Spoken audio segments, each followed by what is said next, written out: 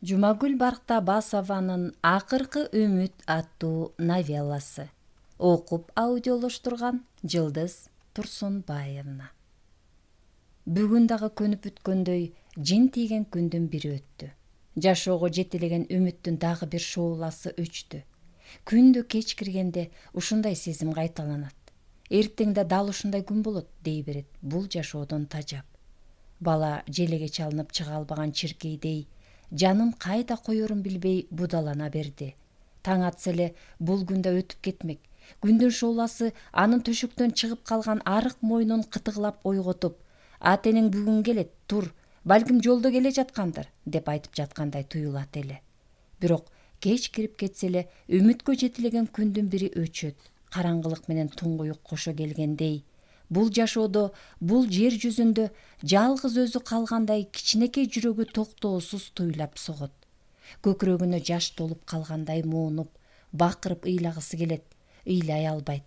Бала 4-эле класста окуйт. Бирок ал өзүн узак жашагандай, ошол узак өмүрүндө ата-энесин күтүп жүргөндөй туят.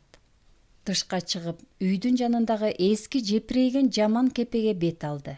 Бурчта чаң баскан кыйшайган челекти темтеңдеп көтөрүп келип, өзү күндө көлөкөлөп ойногон бактын түбүнө койду. Кичинекей колу менен жиптин бир жагын өзү чыгып ойногон жоон бутакка байлап секирип түштү. Бирөө кармап калчудай шашып жатты. Жип карт алмуруттун бутагына жакшы байлангандан кийин көмкөрүлгөн жаман челекке чыгып, бир нерселерди ойлогондой шашпай туруп калды. Балким аны сыртынан көргөндөр эч нерсе менен иши жок, ойлонгонду деле билбеген кичинекей жан катары сезишсе керек. Бирок ал бул жолу көп адамдар көңүл бөлбөгөн жылдыздарды көпкө карады. Адам баласы анын жаралышы, турмуш жашоо, сагыныч, кусалык жөнүндө ойлоду. Таң атканда эле бул балекет түн да өтүп кете берет беле? Ооба, таң атса эле күндөгүсүндөй жеңикирдеп бүткөн жаман кофтаны жонуна салып, курсагынын ачкасына карабай, столдун үстүндө майлык менен жабылган нандан бирди колуна кармап, эшикти көздөй атып чыгат эле. Айыл четине барып, чоң жолду карап турмак. Ушул жол аны ата-энесинен айырган. Кайра ушул жол аларды алып келсе керек деп үмүттөнчү ал. Тайэнеси экөө ушул жолдон ата-энесин узатып калып калган. Ошондо тайэнесинин колунан колун жулуп алып, ыйлап боздосо да, аларды ээрчип кетсе болмок экен. Ал ушул ойду көп жолу ойлоду.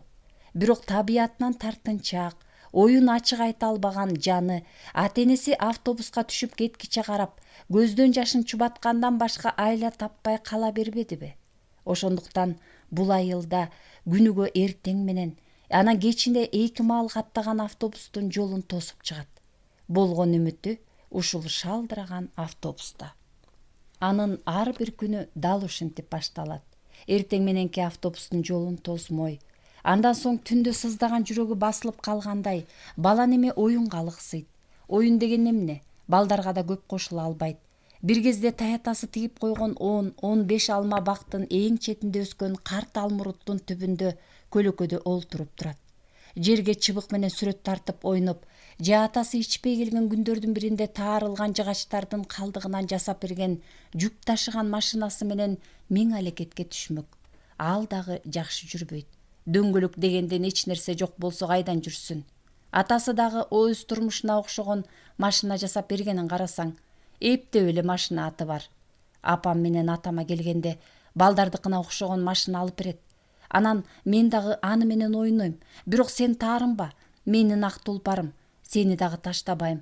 Экөөң менен тең ойнойм, деп жыгачтан жасалган кыйшайган машинасы менен сүйлөшүп, вум, вум, деп оюндун кызуусуна киргенде тайэнесинин ачуу үнү угулду. Ай, сетер, үйдү жыйнадыңбы? Бир пайда келтирсең боло. Сенин азабыңды тартып жүрүп өтөт экенмин го. Алкаш атаң кызымды ээрчитип кетип, мен сени менен азапка салып койбодубу? Ал кыйкырганда оозунан арактын жыты бур этти. Бала бул жашоодо бир гана нерсени жаман көрсө, ошол нерсе ушул жыт эле.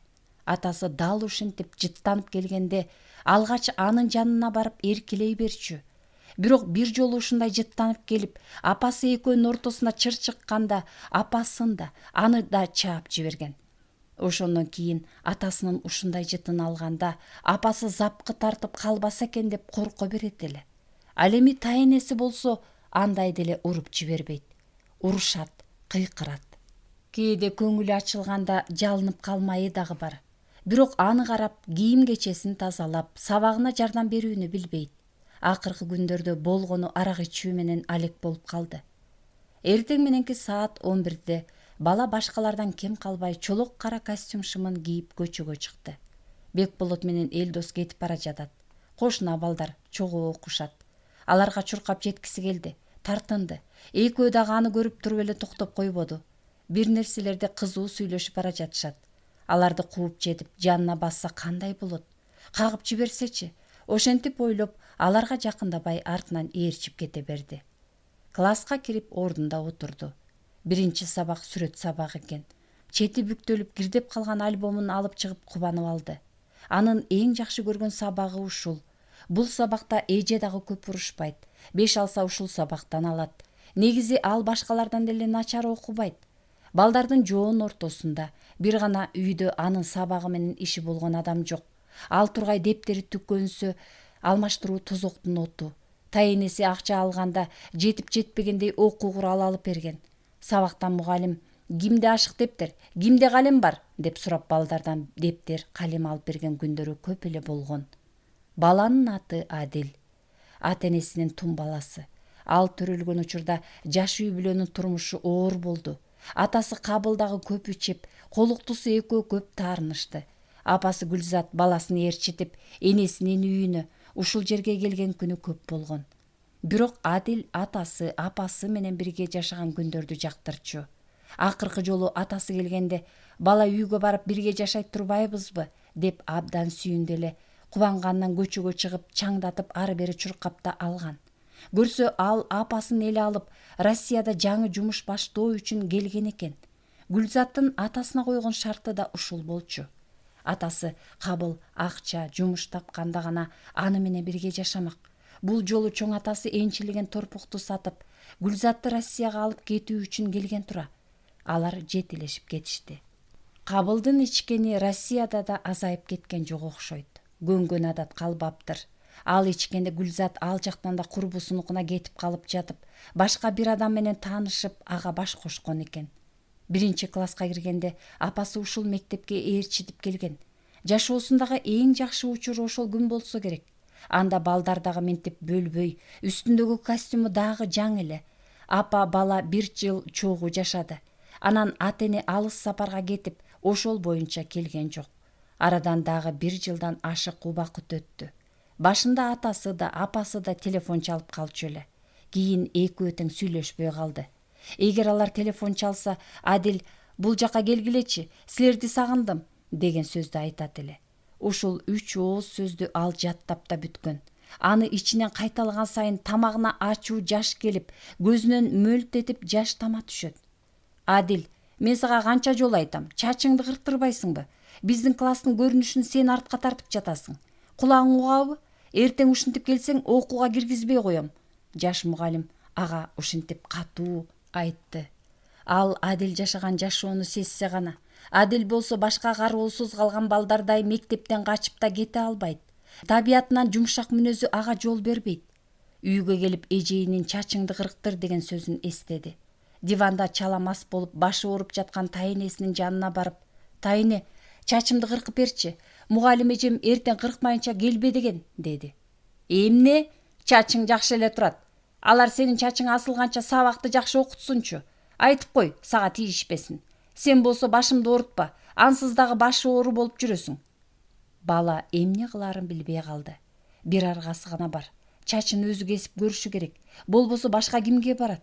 Ичкиликтен башы чыкпаган атасы алыста. Демейде үйрөлө түшүп, карегине жалынган апасы жакында балалуу болуп, аны менен алып урушуп жатат дегенди да уккан. Тайенеси мас болгондо мунун баарын айтып, кыйкырып, өкүрүп урушуп алган эле. Апасынын башка күйөөгө тийип, балалуу болгонун алгач укканда жүрөгү тилингендей канап, жашынып, жаман кепеге кирип алып, кулундай чыңырып ыйлап алган. Чаңырган менен анын үнү да чыккан жок. Бул тээ көмөкөйдөн чыккан чаңырык эле. Ушунчалык күч менен ыйлаган. Бирок үн чыккан эмес. Эгер анын ыйынын күчү сезилген болсо, жерден жаранка кетет беле? Адам эмес, аалам кошо ыйлайт беле? Ушул кичине жандын кайгысы, сагынычы, кусасы шамалга айланса, бул жер жүзү кыйрамак. Жашынын күчүн сезген жан болсо, топун суу каптагандай болот беле? Бирок ал өз кайгысын эч кимден чыгара албайт. Сагынычын эч кимге айта албайт. Аны өз денесине, кичине денесине гана батырат. Эч кимге таарынганды деле билбейт. Адил күзгүнүн маңдайына барды.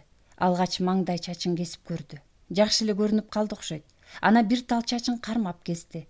Анан дагы бирин, анан дагы бирин. Ошентип тегиздейм деп чачы өйдө ылдый болуп бир укмуш. Чуркап барып чакадагы суудан колуна уучтап, башына куя берди. Кайра күзгүгө чуркап барды. Турмуш аны кандай шылдыңдаса да көтөрмөк. Бирок эртең сабакка балдардын каткырып күлгөнүн элестеткиси келген жок. Эмне кылаарын билбей калды. Акыркы үмүтү атасы же апасы кечки автобус менен келип калганында эле. Башына өңөчкөн жаман кепкасын жамшыйта кийип, айыл четиндеги чоң бактын жанына көк шиберге жата кетти. Кечки автобус келчү маал. Көк шиберде көктү карап жатып булуттарга суктанат. Кандай аппак. Канатым болсо, ушул булуттун үстүнө чыгып алып, классташтарыма байкоо салсам, алар мектепке барчу жол менен кырдан ылдый түшүп баратканда булуттарга жашынып алып, аларга көрүнбөй, балдар, мындан кийин Адилди шылдыңдачу болбогула, деп үнүмдү корулдатып жасап алсам, алар коркуп кетип, макул дешип мектепке чуркашса, деп кыялданып жатып, машинанын дүрүлдөгөн үнүн уккандай болду. Мына көп күттүрбөй автобуста келген тура.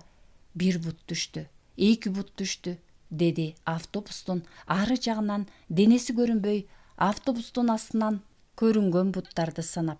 Автобус жылып кетти. Булар ата-энесине такыр окшобойт. Бири аркы кошуна калдыба экен. Дагы башка экөө чоочун аялдар. Адил үйүнө келгенде кеч кирип калган. Үйдө тайнеси жок экен. Дагы арак издеп кетсе керек. Эмнегедир бүгүн акыркы үмүт үзүлгөндөй болду.